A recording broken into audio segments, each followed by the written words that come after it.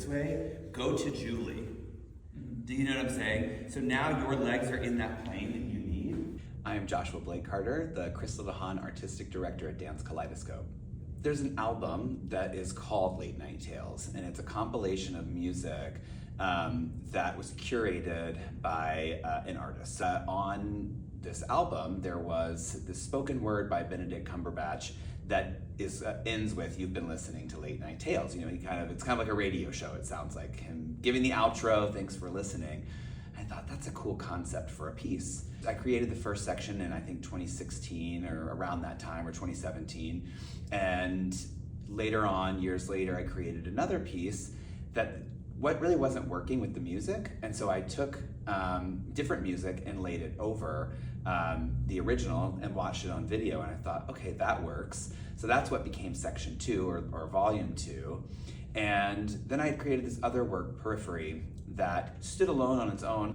But I always had this idea of putting it together kind of like a compilation album, but with dances. And so this year, the opportunity presented itself, and Late Night Tales definitely lends itself to the fall, to the autumn, to the eeriness of the seasons changing, to the almost Halloween. So I thought, you know, it sounds a little sexy, it sounds a little mysterious. Why not? Let's make Late Night Tales finally happen. I think Late Night Tales were different and unexpected from what Dance Kaleidoscope has been doing. And I think actually this concert really does show you that because you have David Hochoy's classic Rhapsody in Blue, which is athletic and incredible. And then you have Late Night Tales next to it.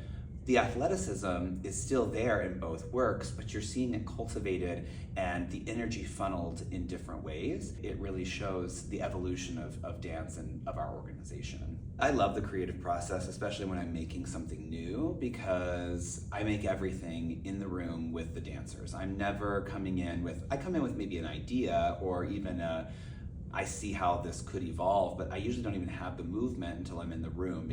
This piece was different because all of the sections existed prior to my time at Dance Kaleidoscope, but the great thing about being the choreographer is I can make those choices if it's not working or if something's not right for this group. With Late Night Tales, I hope a little bit of it feels kind of like a fever dream in a way, where you're almost not sure if you're awake or hallucinating, or am I a part of the story, and or am I just observing the story, and kind of taking that idea that we all know about how dreaming happens. Sometimes you dream really vividly, sometimes you feel like you don't dream for weeks at a time. I hope that there's some semblance of that in this work, because it is in some ways so obscurely random from section to section.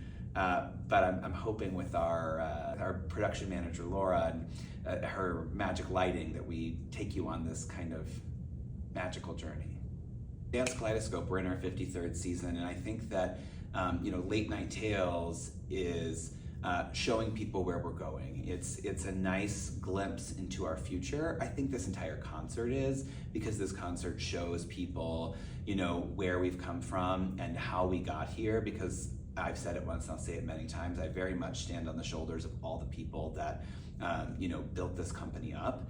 And so it shows you that history, and while showing you what is next. And I think Late Night Tales is a good representation of that. I think musically it takes you on a journey. It's got all kinds of music. It's all in there, and I think makes you think about what can be danced to on stage a little bit differently.